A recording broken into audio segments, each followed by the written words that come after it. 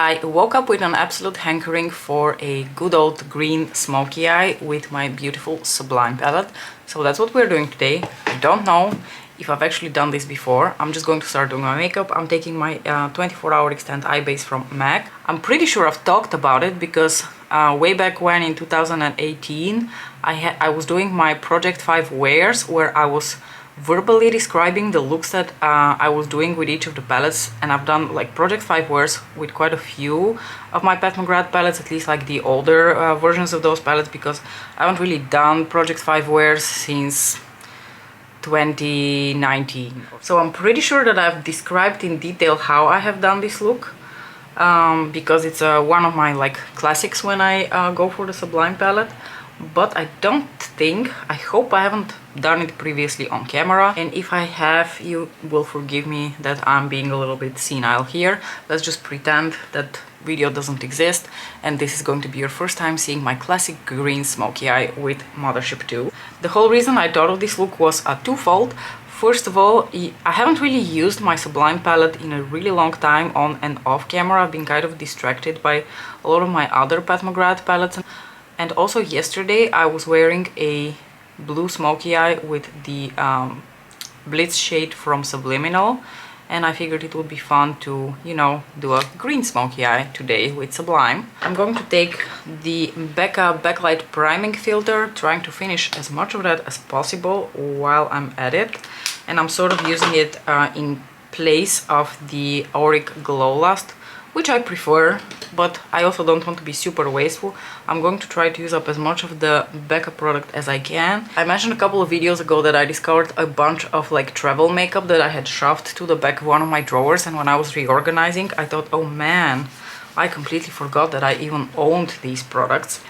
On that note, I'm going to bust out another product that I found in that same drawer and makeup travel kit, and this is the Becca Evermatte Poreless Priming whatever perfector, and I'm going to just smear a bit of that like this on the back of my hand, and just using my finger I'm going to stamp this here on my cheeks where my pores look a little bit like craters, to fill up those craters a bit so that they're not as big.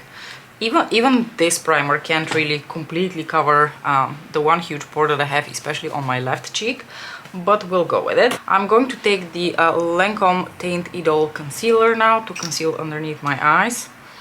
This concealer has really grown on me. I really enjoy the texture.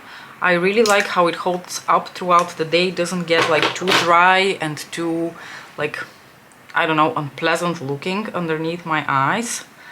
And right now, because I still have the slightest bit of tan, it actually works really well. The rest of the year, especially the months of the year when I'm at my palest, I do have to mix it in with something a little bit lighter in tone to lighten it up. But right now it is perfection. Okay, foundation. I have been using my Estee Lauder Double Wear foundation now for about the last month in the shade 3N, because I think it fit me really well now that I had a bit of a tan.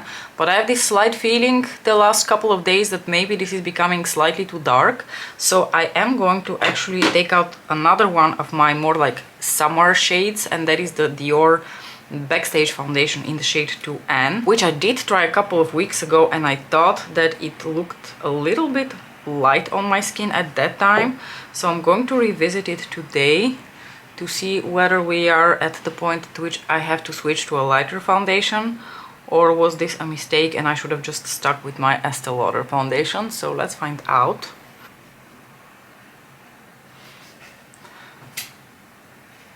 And now you see the reason why I keep part of my closet door open. I know it's not aesthetically pleasing, but the cat, especially Lisa, really likes to go in and out of there when she's here, and I don't want her to get stuck in there. Okay, you know what? I think we are ready to switch to the Dior foundation, because especially when you look at my neck, I feel like now this matches me a little bit better than the Dior foundation. I can still get away with the Dior foundation on my face, and it doesn't mismatch my neck super much, but I could tell that we are already growing out of my ultimate summer shade. Since we applied the Dior foundation, let's just keep it Dior and put the powder as well. So, speaking of powder, and now that I'm using this brush, I all of a sudden realized that I don't have to, you know, agonize over the jumbo bronzer from Sonia G because it already sold out. She said that it was coming back, but I still don't know that I would buy it. And for reference, because one of you very kindly asked me what kind of brush I'm looking for, since, you know, Sonia G is not the only Fude out there. So I'm looking for something like this. It doesn't necessarily need to be this big in circumference of the, you know, brush head, but I do like something that is dense and stiff and that kind of picks up the product on the tip of the bristles, and it's not too soft, so I can just kind of stamp it onto my face really quickly. So that is the kind of brush that I really like. And because I have this brush, I always think, but why do I need another one? Just because it's Fude. So maybe I don't need another brush, but if you can think of a really nice Fude brush that can do that, then by all means let me know. And I do like to buff my finishing powder with my smooth buffer from Sonia G, because I think that just helps the foundation and the finishing powder to become one and gives me even more of that like filtered, smoothing, blurring effect on the skin. For bronzer, I'm going to take the Charlotte Tilbury Sun-Kissed Glow bronzer. It was the summer release. I'm just going to use this on a synthetic brush that I have here from Spectrum. I, to this day, really like these brushes from Spectrum, especially for the application of cream products, because they are so dense and so soft, and they really like buff the product so fast without over applying it. This is one of my favorite like makeup releases recently, this bronzer from Charlotte Tilbury. I just really enjoy the formula, the finish on the skin, just an absolutely glorious makeup product. What are other favorites that you have from Charlotte Tilbury that you think I would like? Because I don't really have that much from Charlotte Tilbury. I have this and the finishing powder and like my other bronzer, because I bought both shades 1 and 2, but I don't really have anything else. What are other like absolute staple, you can't live without Charlotte Tilbury products? I would love to know. Okay, I closed the door of the closet because Lisa settled there for a snooze. I don't know whether you can see her little snoochie behind the pillow. Now let's talk a little bit about blush, because when I was talking about new makeup releases that I'm interested in my previous video, I forgot to mention one. So I'm going to take this blush. This is my Becca blush in the shade Wild Honey. Once upon a time wildly popularized by the one and only Jaclyn Hill. An absolutely beautiful shade. It's like a beige, slightly peach, very nude blush. Really lovely blush. And when I saw the new blushes that were being released from Gucci, it seemed like one of them, the shade Rosy Beige, would be something similar to this. And while I really like this specific blush, it is in a very matte finish. I mean, it looks really nice on the skin. It's still a really good blush, and I still have tons of it. But the new blushes from Gucci, you know, that have that, they have that really cute packaging, which I also can't decide whether I think it's tacky or cute. Let's say that it's cute. And I saw that shade and I thought, oh, this is like the perfect like nudie brownie blush for me. But then I read the name of the shade, which is Rosy Beige, and I've seen a couple of demos from people on YouTube with that blush, and unfortunately, while I think the finish would be something I would really enjoy, like a more like satin finish with a bit of a sheen to it, it also seems that unfortunately the blush leans way too mauve and pinky for my taste. And I already have like a rosy beige shade, and that is Baby Love from Too Faced, one of my OG cult classic blush loves. And just in case you're not familiar, this is the blush that I'm talking about. And I feel like the one from Gucci is just a very similar color, but just in a slightly different finish. And I love this blush so much, I don't need another one of it in a slightly different finish. So as curious as I remain about Gucci makeup, I'm also very tempted to try their bronzers, because I love that like teal blue outer packaging of the bronzers. I'm taking Golden Nectar now from Pat McGrath Labs. I just don't want to have an excessive amount of bronzers in my collection, because I'm very happy that I have a relatively, you know, easy to track bronzer collection, and I can rotate through my bronzers quite a bit. A lot of my bronzers are from circa 20, especially my powder bronzers are from 2015, 2016, you know, relatively old. And while I still really like them, and that is going to sound like the most privileged ass statement ever, I'm just getting a little bit bored of them, you know? I just want something new. Is that so bad? I'm going to spritz my sponge here with Fix Plus. I do actually think it is wrong of me to want bronzer for that reason, and also to toss a bronzer for that reason. So I think I am going to try to pan as much of those older powder bronzers as possible. And if, of course, they deteriorate obviously in quality, I'm going to toss them as well, but otherwise I'm not really allowed to get rid of them just because I got bored of them. Okay, this is as close as we're going to get. So I'm going to do my classic smoky eye, green smoky eye here with my Sublime palette. Something you will probably already have noticed if you have this palette is that there really isn't a like good transition neutral shade to put through your crease, because that's the kind of shade that really helps when you're going to do a smoky eye. You really need, there's a lot of finessing going around when you're doing a deep smoky eye, and you really need a good color to blend out with. Now I could dip into statuesque, and that's what I would normally do these days. But I did actually have a strategy prior to owning statuesque, and I wanted to share that with you just in case you wanted to just stick to the Mothership 2 palette when you do this look.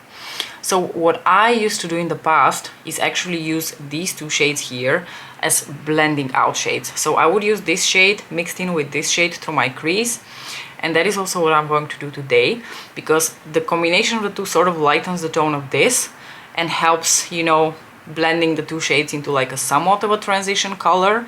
It's still of course going to have a bit of a sheen because this shade has a satin finish to it, but I do think it looks really pretty through the crease.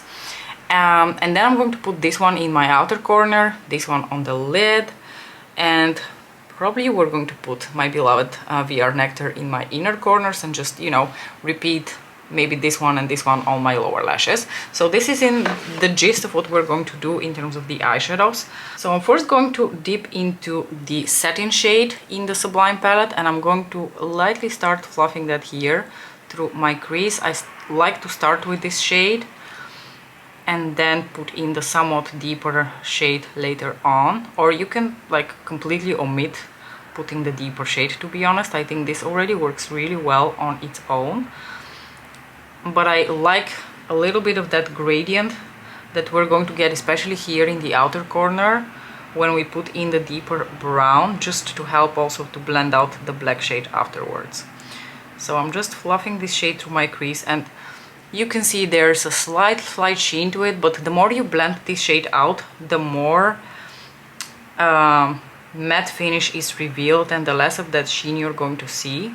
Okay, now I'm going to sort of dip between the two shades, maybe just to show you. So I'm going to take a dip of this and a dip of this, and then I'm going to start applying that here first in the outer corner, and then I'm going to put it through my actual socket here, and then I'm going to blend it slightly upwards. And you can see that deeper brown added a little bit more depth, but without really becoming too dark in tone. If you didn't want to fuck around with the black, you could just use the deep brown shade, the one that's called Dark in the palette, to also like put in your, like the very outer corner of your eye. But I do want to put the black because I am going for like a more extreme version of a smoky eye. I'm going to apply that here, very close to the lashes, and then I'm going to fluff it out here in the very outer corner of the eye, just to give a bit more definition there. If you were going for like an extreme version of this look, you could even put this shade all over the lid, blend it out through the crease, and then go in with the green.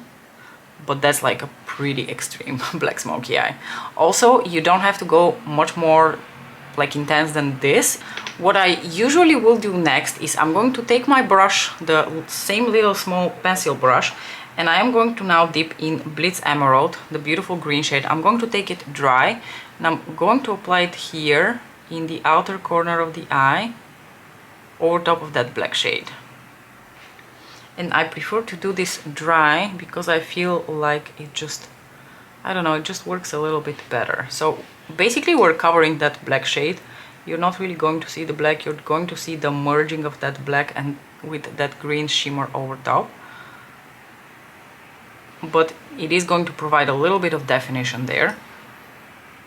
And only now I'm going to take out my glitter glue. I'm taking the NYX glitter glue. Apply that just using my finger here on the rest of the lid.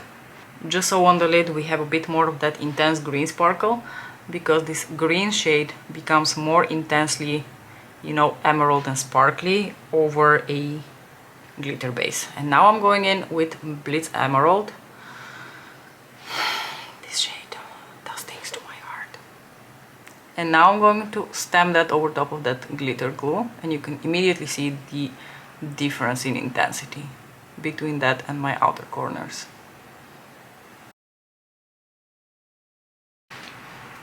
Next you want to take your blending brush again and go back and get rid of that more defined edge that you have now between the blending shade and the green, which has a very deep, like blackened plum aubergine base to it. You can take a little bit of the satin shade here, like just the lightest dab, and use that right at the edge between the two shades to blend out. But like, don't overdo it, because the thing with the smoky eye is you have to finesse it, but you also shouldn't over finesse it, because the more you go in, the muddier it becomes.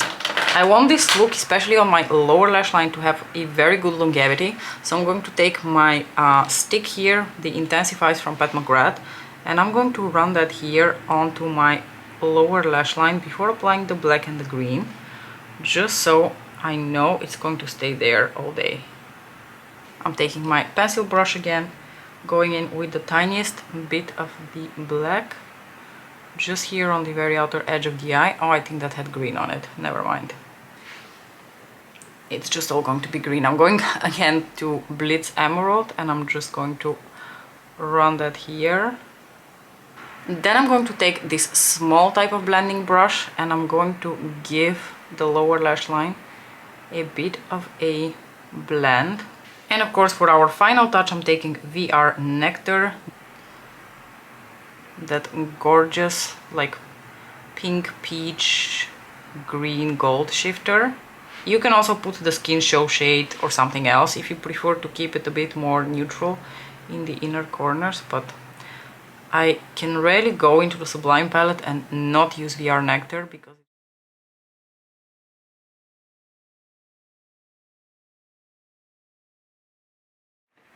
I completed the look with a nice nude color. This is Spirited Away from Lisa Eldridge. I just wanted to add something that is a little bit more neutral, but maybe slightly warmer in tone. Honestly, you can take any nude in your collection that works well to complete this look. I also realized that this is not the kind of look that a lot of you are going to be wearing on a daily. This is more like a special occasion evening look. But I just thought I'd throw the option out there just in case you've always wanted to do a deep green smoky eye with a Sublime palette, but you never really knew how to approach it. Anyway, I hope that you enjoyed this look. Let me know what you thought about this glorious green eyeshadow look, and don't you dare tell me anything else, but this look is absolute perfection, and not because of the execution of this look, but because of how glorious these eyeshadows are, and specifically the shade Blitz Emerald here. Blitz Emerald is my favorite eyeshadow from Pat McGrath Labs. I think we can conclude that without the shadow of a doubt. I have thought about it really hard, especially lately, because I really want to do my ranking of my favorite shade in every Pat palette video, which I've been talking about since Christmas last year. But I've written down all the shades. I've started ranking them, but it's really hard because it would be like telling you which cat I like more, Mona or Lisa. Can't decide. It's an impossible decision. In the meantime, do let me know what your favorite shade from Pat McGrath Labs is. Thank you so much for watching, and I will see you in my next video. Bye!